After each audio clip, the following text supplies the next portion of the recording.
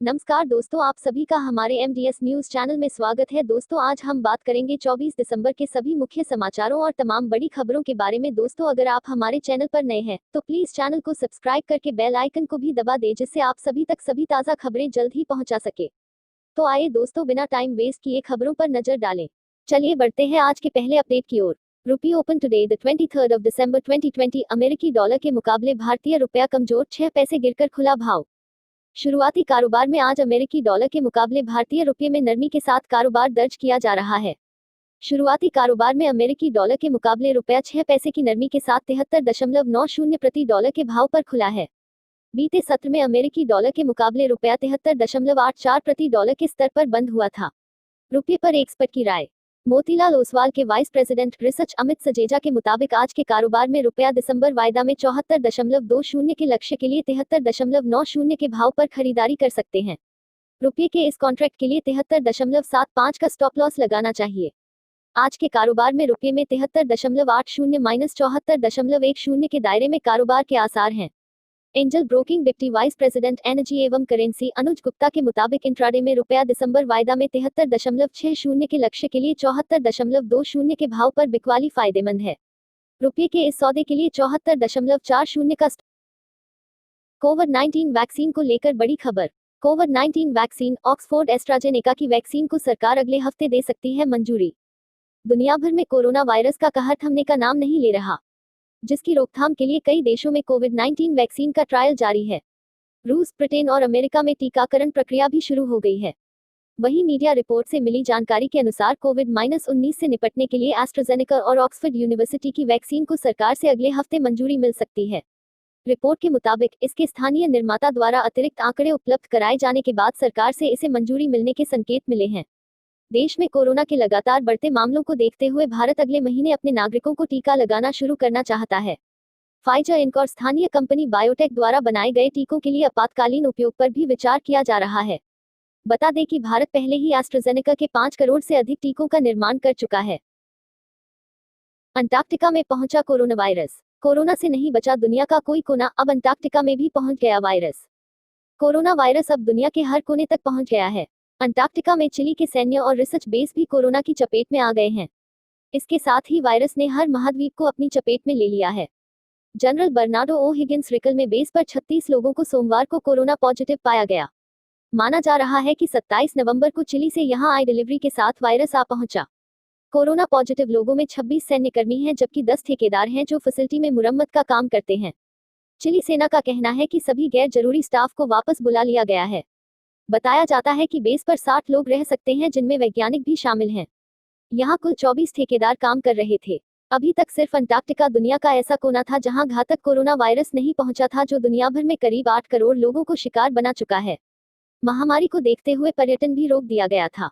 यहां तक कि करीब 70 बेस भी बाकी दुनिया से कट गए थे। इससे सभी का काम रुका हुआ है। बता दें कि दुनिया भर में जहां 17 लाख से ज्यादा लोगों की मौत हो चुकी है, वहीं चिली में 189 लोग कोरोना की चपेट में आ चुके हैं। यहां 16,000 से ज्यादा लोगों की मौत हो चुकी है।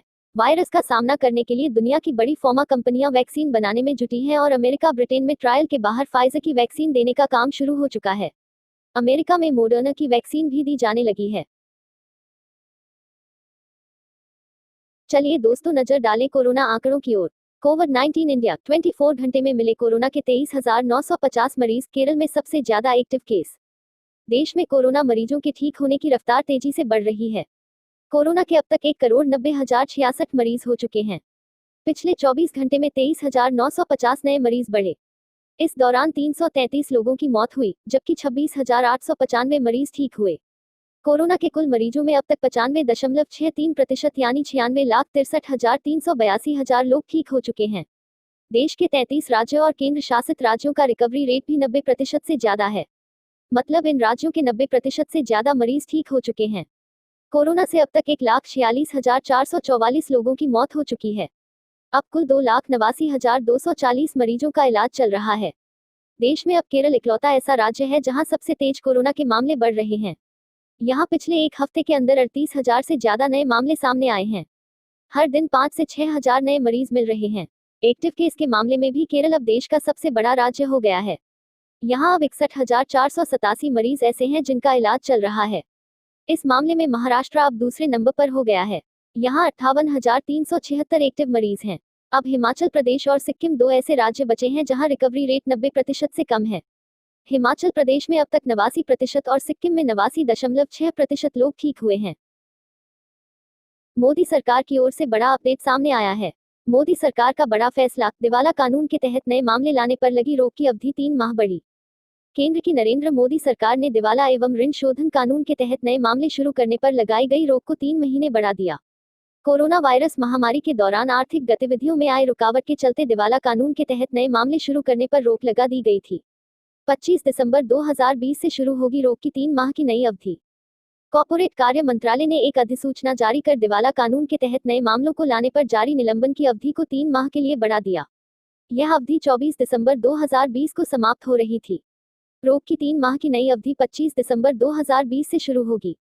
सरकार ने इससे पहले जून में एक अध्यादेश जारी किया था, जिसके तहत दिवाला एवं ऋण शोधन कानून के तहत नए मामले लाने की कार्रवाई को निलंबित कर दिया गया था। यह निलंबन 25 मार्च 2020 से अमल में लाया गया। देश में इसी दिन से लॉकडाउन लगाया गया था। इसी लॉकडाउन के चलते नई दिवाला प्रक्रिया को निलंबित रखा गया। इसके बाद सितंबर में संसद के मानसून सत्र के दौरान इस अध्यादेश के स्थान पर विधेयक लाया गया, जिसे संसद ने पारित। ऑस्ट्रेलिया टीम को बड़ा झटका। मेलबर्न टेस्ट से पहले ऑस्ट्रेलियाई टीम को लगा तगड़ा झटका, 2 दिग्गज खिलाड़ी दूसरे मैच से बाहर। ऑस्ट्रेलिया के विस्फोटक सलामी बल्लेबाज डेविड वार्नर और सीन एबॉट दूसरे टेस्ट मैच से बाहर हो गए हैं। भारत और ऑस्ट्रेलिया के बीच मेलबर्न क्रिकेट ग्राउंड में 26 दिसंबर से बॉक्सिंग डे टेस्ट मैच खेला जाना है। क्रिकेट ऑस्ट्रेलिया ने कहा है कि कोविड-19 क्वारंटाइन प्रतिबंधों और चोटों के चलते वार्नर और एबॉट दूसरे टेस्ट मैच में भारत के खिलाफ नहीं खेलेंगे। बता दें कि डेविड वार्नर और सीन एबॉट को ऑस्ट्रेलिया की 17 सदस्यीय टेस्ट टीम में शामिल किया गया था, लेकिन चोटिल होने की वजह से दोनों खिलाड़ी एडिलेड नहीं गए थे। वार्नर ग्रोइन और एबॉट पिंडली की चोट से उबर रहे थे। हाल में ही दोनों खिलाड़ी सिडनी में कोरोना वायरस के मामले बढ़ने के बाद मेलबर्न पहुंचे थे। क्रिकेट ऑस्ट्रेलिया ने बयान जारी करते हुए कहा कि डेविड वार्नर और सीन एबॉट ने चोट से उबरने के लिए सिडनी में बायोसिक्योर हब से बाहर समय बिताया है। बयान में कहा गया, एनएसडब्ल्यू हेल्थ द्वारा बनाए गए विशिष्ट हॉटस्पॉट से दोनों खिलाड़ियों के बाहर होने के बावजूद क्रिकेट ऑस्ट्रेलिया अपने बायोसिक्योरिटी प्रोटोकॉल के तहत उन्हें बॉक्सिंग डे टेस्ट के लिए टीम में शामिल नहीं करता है। इसी बीच एक बहुत बड़ी खबर सामने आई है। 25 से 27 दिसंबर तक हरियाणा दिल्ली को टोल फ्री करेंगे किसान। दिल्ली के बॉर्डर पर डटे किसानों का आंदोलन 28वें दिन भी जारी है। बातचीत को लेकर सरकार के प्रस्ताव पर किसान आज सुबह 11:30 बजे बैठक करेंगे। बैठक में ये फैसला लिया जाएगा कि बातचीत आगे होगी तो कब और कैसे होगी। इस बीच किसानों ने 25 से 27 दिसंबर तक हरियाणा से दिल्ली तक के सारे टोल नाकों को फ्री करने का ऐलान किया है। कड़ाके की ठंड के बीच किसानों का आंदोलन आज 28वां दिन जारी है। किसान जिद पर अड़े हैं कि कानून वापसी तक ये आंदोलन ऐसे ही चलती रहेगा। सरकार की चिट्ठी पर किसान संगठन आज सुबह करीब 11:30 बजे बैठक करेंगे और फैसला लेंगे कि सरकार से आगे बातचीत होगी तो कब होगी और किस मुद्दे पर होगी। किसानों का साफ कहना है कि सरकार अगर बात करना चाहती है तो हमारे एजेंडे पर बात करें। किसानों के मसीहा कहे जाने वाले देश के पूर्व प्रधानमंत्री चौधरी चरण सिंह की जयंती के अवसर पर देश आज किसान दिवस मनाएगा, लेकिन आंदोलन कर रहे किसानों ने इस मौके पर ऐलान किया है कि वो आज एक वक्त का भोजन नहीं करेंगे। किसान नेता बीजेपी नेताओं और मोदी सरकार के सहयोगी दलों के नेताओं को ज्ञापन भी सौंपेंगे। जम्मू से बड़ा अपडेट। लोकल पोल्स, गुपकार गठबंधन की कश्मीर में बड़ी जीत, बीजेपी ने जीता जम्मू। फारूक अब्दुल्ला की अगुवाई वाले People's Alliance for Gupkar Declaration ने जम्मू और कश्मीर में पहले स्थानीय चुनावों में 20 में से 9 जिलों में जीत हासिल की है, जबकि भाजपा ने 6 जिलों को जीतकर जम्मू क्षेत्र में अपनी ताकत दिखाई है। गुपकार गठबंधन जम्मू और कश्मीर की 7 पार्टियों का एक समूह है, जिसमें प्रतिद्वंद्वी नेशनल कॉन्फ्रेंस और Mehbooba Mufti people's democratic party (PDP) शामिल हैं। इस गठबंधन ने 110 से सीटें जीती है, जबकि भाजपा सबसे बड़ी पार्टी बनकर उभरी है और उसने 74 सीटें जीती हैं। वहीं कांग्रेस के खाते में 26 सीटें आई हैं। 20 जिले में मतदान हुआ था, जिनमें से प्रत्येक में 14 सीटें थीं। चुनाव 25 दिनों की अवधि में 8 चरणों में आयोजित किया गया था और आज सभी सीटों के लिए परिणाम घोषित कर दिए गए हैं। भाजपा ने जम्मू, उधमपुर, सांबा, कठुआ, रियासी और डोडा की 6 जिला परिषदों में निर्णायक जीत हासिल करते हुए 71 सीटें जीती हैं। वहीं नेशनल कॉन्फ्रेंस और कांग्रेस ने पुंछ, राजौरी, किश्तवाड़ और रामबन जिलों की 4 जिला परिषदों में जीत हासिल करते हुए 45 सीटें जीती। कश्मीर में फारूक अब्दुल्ला के नेतृत्व वाले गठबंधन को 72 सीटें मिली, जबकि भाजपा ने सिर्फ 3 सीटें जीती। गुपकार गठबंधन 9 जिला परिषदों में अपनी सरकार बना रहा है। राजनाथ सिंह की ओर से बड़ा बयान। कोरोना वायरस के नए रूप को लेकर राजनाथ ने दी ये चेतावनी। लखनऊ के किंग जॉर्ज मेडिकल यूनिवर्सिटी के स्थापना दिवस कार्यक्रम को संबोधित करते हुए केंद्रीय रक्षा मंत्री राजनाथ सिंह ने कहा कि लड़ाई अभी खत्म नहीं हुई है। उन्होंने कहा, आपने ब्रिटेन में नए कोरोना वायरस स्ट्रेन के बारे में सुना होगा। यह एक गंभीर मुद्दा है। दुनिया के हर व्यक्ति के टीकाकरण तक यह लड़ाई जारी रहेगी। रक्षा मंत्री ने एहतियात बरतने की चेतावनी दी क्योंकि कोरोना वायरस का खतरा खत्म नहीं हुआ है। उन्होंने कहा कि जल्द ही एक वैक्सीन उपलब्ध होगी। उन्होंने कहा, हमारे वैज्ञानिक जल्द ही कोविड-19 टीकों के परीक्षण को पूरा करेंगे। रूस का स्पुतनिक वी वैक्सीन भी भारत पहुंचेगा। राजनाथ सिंह ने कहा कि इस वैक्सीन को सबसे पहले डॉक्टरों, अर्धसैनिक कर्मचारियों और स्वास्थ्य कर्मचारियों को दिया जाएगा। राम मंदिर को लेकर बड़ी खबर सामने आई है। कैसी होगी राम मंदिर की नींव? चर्चा के लिए 29 दिसंबर को बुलाई गई बैठक। अयोध्या में राम मंदिर निर्माण के लिए नींव बनाने के काम में आ रही दिक्कतों को दूर कर लिया गया है। मंदिर की नींव की डिजाइन तैयार करने वाली 8 सदस्यों की टीम ने अपनी रिपोर्ट तैयार कर ली है। 29 दिसंबर को दिल्ली में इस मसले को लेकर बैठक होगी। बैठक में तय किया जाएगा नींव में कंक्रीट की पाइलिंग होगी या पत्थर का इस्तेमाल किया जाएगा।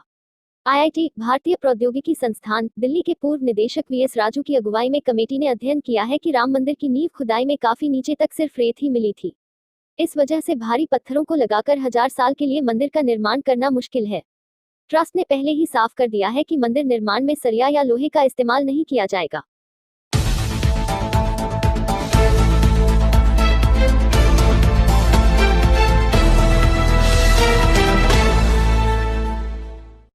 चलिए दोस्तों, आज के लिए बस इतना ही। अब कल मिलेंगे देश भर की तमाम बड़ी व छोटी खबरों के साथ। दोस्तों, अगर आप हमारे चैनल पर नए हैं तो प्लीज चैनल को सब्सक्राइब करके बेल आइकन को भी दबा दें और रोजाना ऐसी वीडियोस को लाइक कर शेयर करना ना भूलें। धन्यवाद।